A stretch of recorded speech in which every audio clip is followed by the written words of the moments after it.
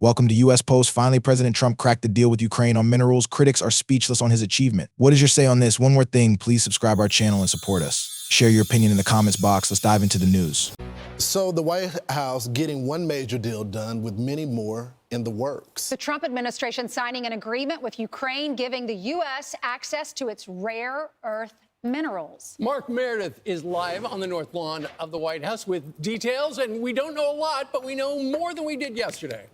Well, Steve, I'll try to fill you in. Good morning. Good morning, friends. The president prides himself as a deal maker, and all the trade deals have been getting a lot of the attention of those potential trade deals. As you guys mentioned, there was a new deal signed just yesterday between the U.S. and Ukraine that'll give the U.S. a future control of the revenue share that Ukraine is getting from its natural resources. Now, this deal, which we just talked about, was signed on Wednesday, will give the Trump administration a stake in Ukraine's future success as the U.S. continues to seek an end to Russia's war against Ukraine.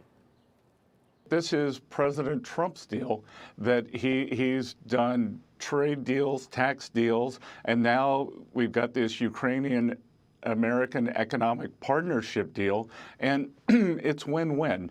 It is a way to show that there's no daylight between Ukraine and U.S. as President Trump presses to end this horrible war. We are hearing from Ukrainian officials, including the country's economic minister, who says the fund is a 50-50 structure and that its national assets will be protected. The Ukrainian government says the deal is also meant to send a signal that it could be a global partner, not just to the U.S., but to many others for decades to come. Meantime, the White House under growing pressure to reach new trade deals amid the latest GDP news, which shows the U.S. economy shrank in the first quarter. Overnight, the president vowed many deals can be reached relatively soon. We're negotiating with South Korea. We're negotiating with Japan. We're negotiating with a lot of different, many. India is a very big, they want to make a deal so bad. We're going to make great deals for America instead of bad. Well, and if I didn't take this hard line, India, as an example, had no interest in negotiating with anybody. We've seen the White House put a lot of focus on India, especially after Vice President Vance visited the country just recently. We also know that the Treasury Secretary is planning to meet with the Japanese delegation fairly soon. Friends, back to you. Wow. And Mark, we've heard the president talk a lot about the assets that Ukraine has, or presumed to have. A lot of that is because currently China really dominates in that space. And so this is kind of a negotiating thing where it's like, you know what, we don't need your stinking stuff, China. We've got Ukraine in the wings.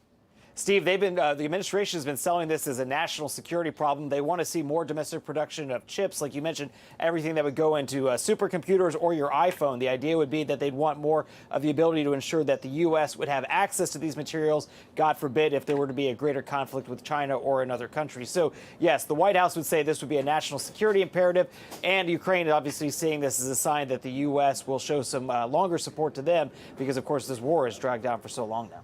All right. Thanks so much. You know, there's a great column today by Mark Thiessen, the brilliant columnist who's a Fox News contributor. He says that the deal creates a reconstruction investment fund that will be jointly owned and managed by us and them. Ukraine will contribute 50% of all its revenue earned from future monetization of all government-owned natural resources, including minerals, hydrocarbons, oil, natural gas, and other extractable items. The fund will use the revenue to invest in projects in Ukraine and attract investments and development. And the U.S. is going to be there. Some people look at the tripwire being some troops from France and England. The our tripwire, if Russia wants to invade, would be U.S. contractors working on the ground, refining and mining. Brian, I think that's the key detail that a lot of people are missing. People keep talking about security guarantee. You can't attack our economic engine that we're starting in Ukraine right now. And so I think the security guarantee is Russia, don't attack Ukraine, because if you attack this area, this is our land right here that we're mining on right now. And because 40% of the stuff we want is in that territory that is disputed.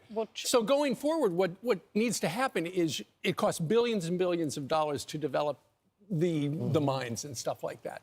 And I was reading the Wall Street Journal this morning. Currently, foreign investors are hesitant to do it because it's very costly, but also they haven't gotten any concrete security guarantees from the United States. That will work itself out, and then they will start the process, but it's a long road. We've helped Ukraine so much, and this is a reimbursement, Donald Trump says, of the billions of dollars that we have given them to fight this war. And the types of minerals, there are 20 different raw materials or minerals that we would like, and the non-minerals, like you said, the oil and the natural gas. But some of these minerals will help us make aircraft wings and other aerospace manufacturing, used for nuclear power, medical equipment and weapons, and used for the EV batteries. Yeah. Yeah, my hope is we'll use that. They're going to use the money to buy our weapons, which is a win-win. Right now, they're waiting on Patriots, and they said, well, write a check. Evidently, they're delayed. I don't know why. Patriots are a defensive weapon. They have the money. We have the Patriots. So hopefully we'll send them. I'll ask Michael Waltz that, the National Security Advisor. He's coming up shortly. Man, what a portfolio he has. So President Trump securing a mineral deal with Ukraine, giving America a major financial stake in the country and a key step in the push for peace. To expand on that is a guy that was there at the very beginning, right through the tape, National Security Advisor Michael Waltz. Great to see you, Michael. Your thoughts about what the audience should know about what this deal means to us here at home and Ukraine's security. Well, Brian, this deal is good for the American taxpayer that is recouping the billions of dollars that we've put into supporting Ukraine. It's good for Ukraine and helping it grow the pie in terms of its development and reconstruction, and it's good for its security, where you have 50-50. The Development Finance Corporation with the Treasury Department that is investing in the critical minerals, the rare earth elements that the United States need and Ukraine needs for its future. All of this, nobody said could be done. President Trump said, get it done. And congratulations to Secretary Bessent, the entire national security team that leaned into this and established this, I think, really first of its kind in many ways, deal. Judging by some of the statements that have come out of Foreign Minister Lavrov talking about a need to declare that all land that they've stolen from the Ukrainians has got to be there, recognized by the international community, some of these things that clearly are non-starters. Are you guys rethinking about continuing talks with Russia? Brian, the process is moving forward. Sometimes it ebbs and flows. Think about it. Just 100 days ago, nobody was talking. The NATO Secretary General came to the Oval Office behind me and said only President Trump could have brought both sides together. We were here. We are moving closer and closer. Ambassador Steve Witkoff, Secretary of State Rubio have been leading the charge with all of us in support and coordination. But yesterday was a momentous step. It should have happened a month ago with this minerals deal. And Russia needs to come to the table. Both sides have to want peace. Both sides have to want to stop the fighting. And we think there is still a deal to be had. Right. It looks like Ukraine gets the message, especially after the Vatican meeting. I don't think the Russians are, just from the outsider perspective.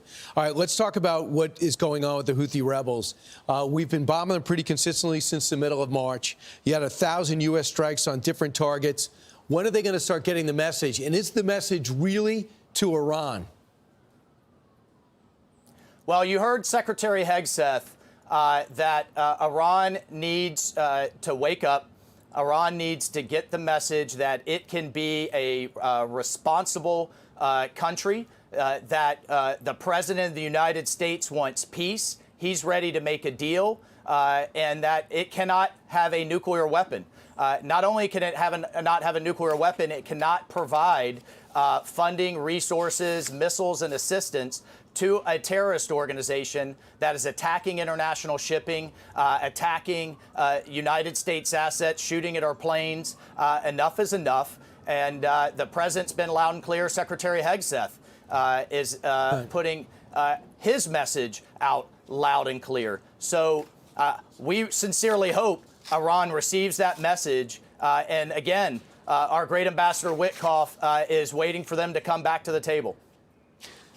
There's a big week. I mean, the one thing we heard about is modernizing the fighting force, being able to get technology, working with the men and women like you who fight our wars.